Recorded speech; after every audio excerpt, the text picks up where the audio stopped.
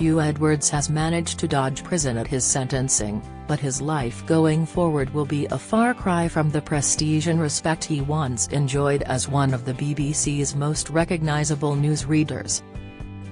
The disgraced former News at 10 presenter was this week given 6 months imprisonment, suspended for 2 years, after pleading guilty to having made 7 Category A indecent images of children, the worst type, as well as 12 Category B, and 22 Category C images. Westminster Magistrates Court heard details of Edwards' sickening interactions with convicted pedophile Alex Williams who, between the years 2018 and 2021, sent the father of 5 indecent images of children, including 2 videos of a boy believed to be aged between 7 and 9 years old. Now Edwards begins his reduced life under a shadow of infamy. Here, chartered security professional James Bohr advises the Mirror what this might look like. Plush Hospital at sentencing, Edwards' mental health difficulties, which include a major depressive disorder, were regarded as a mitigating factor in the case. The court heard how Edwards would be particularly vulnerable in the prison population, where he would be at considerable risk of harm by others and his suicide risk would be high. As previously reported by the Mirror, Edwards is currently an inpatient at the Swiss Nightingale Hospital, the only private adult mental health hospital in central London. The hospital, located in upmarket Marylebone, deals with a range of conditions, including anxiety, depression, obsessive-compulsive disorder, OCD, stress, and bipolar, as well as addictions and eating disorders. One patient who reportedly stayed at the Nightingale in 2022, posted a clip of her life inside the facility, which was signed off by the hospital. Some of her followers referred to the hospital as a resort, after seeing luxuries such as a cinema room, state-of-the-art gym and comfortable en-suite bathrooms, with patients enjoying yoga sessions and chocolate puts for dessert.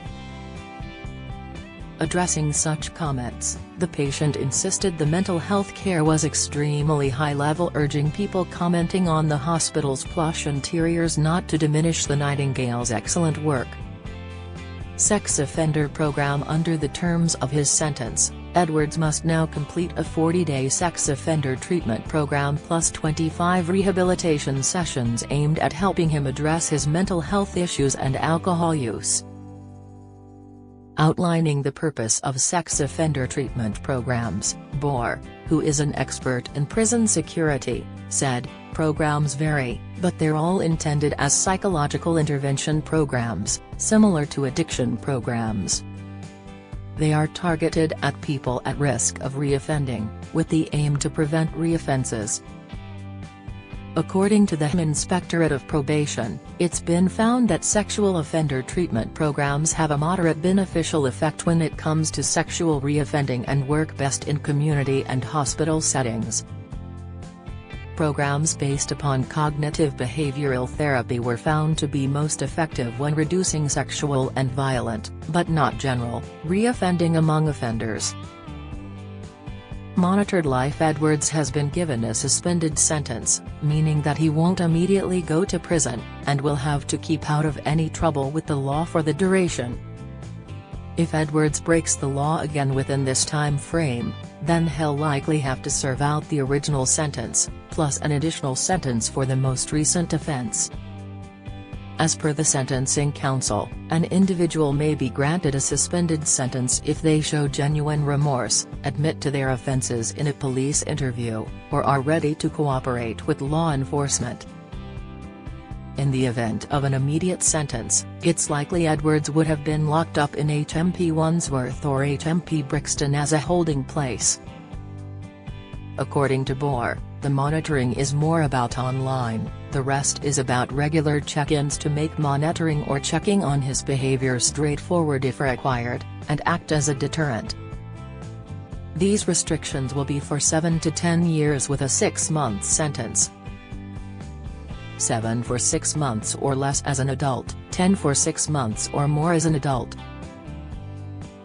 Edwards will also be on the sex offender register for the next 7 years, meaning he will have to keep police informed of his whereabouts. This will make foreign travel difficult, and some countries may not even permit him to cross their border. Police will also need information about passports or any other identity documents, as well as identity details and any changes to them. He will also need to inform police of any addresses he's staying at for more than 7 days in a 12-month period, and will need to alert them if he's in a house with a child under the age of 18 for more than 12 hours. Should Edwards find himself without a place of regular residence, then he'll need to check in with police every single week. When it comes to personal banking, Edwards will need to notify officers of bank and credit card details, making them aware of any changes within 3 days. As explained by Bohr, these are monitored more actively for use to pay for access to child sexual abuse materials, CSAM.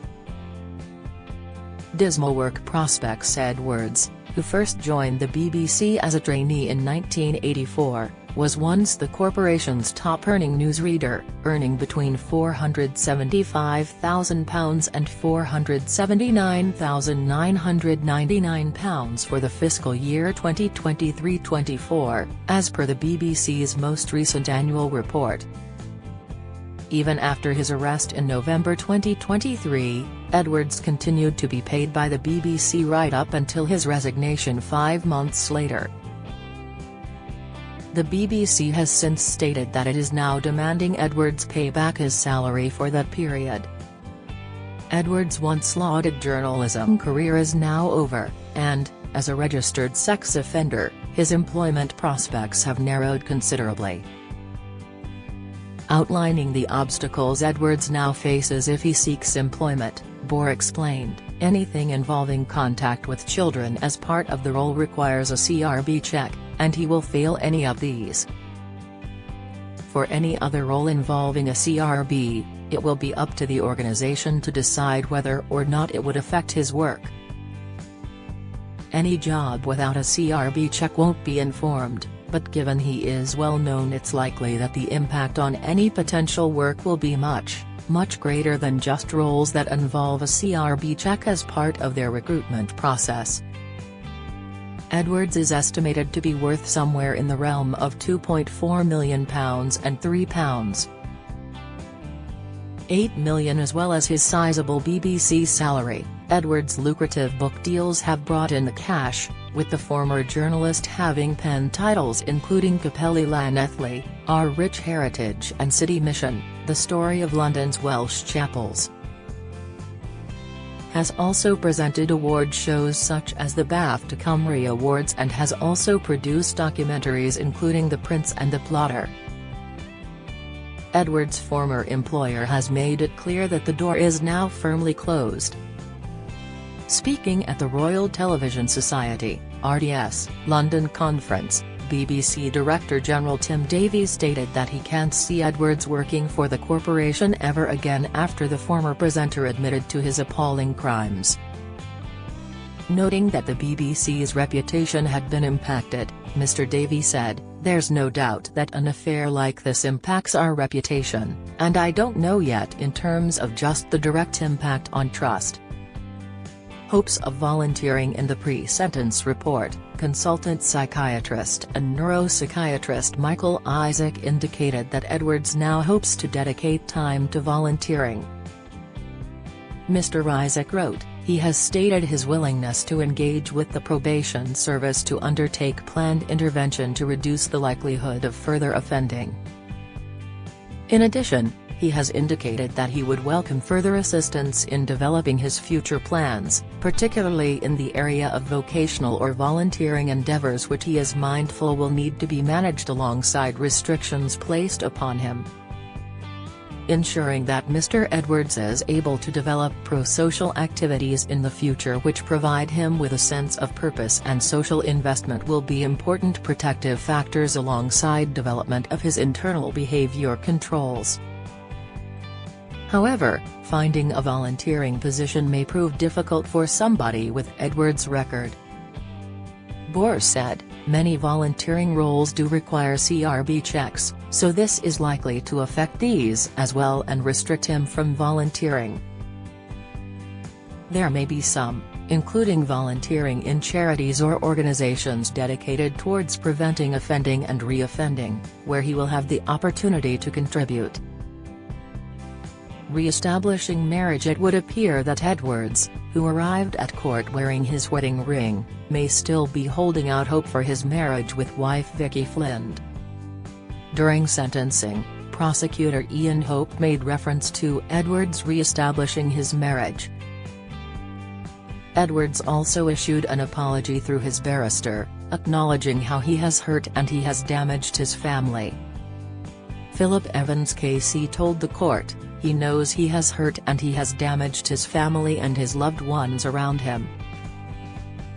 For all of this, he is truly sorry and he is truly sorry he has committed these offenses." It's understood that Edwards and Vicky have now separated, however, they have not yet officially divorced. Edwards, who shares 5 adult children with Vicky, reportedly no longer lives at the home in Dulwich, South London, where they raised their family. A source told The Sun, "They separated quite a long time ago but have not announced it publicly." Huw has been living elsewhere for a while. In the pre-sentence report, Mr. Isaac shed some light on how Edwards and Vicky's relationship had deteriorated. He explained, "At the time of the offences and over a period of 2 to 3 years, Mr. Edwards described a deterioration in the relationship.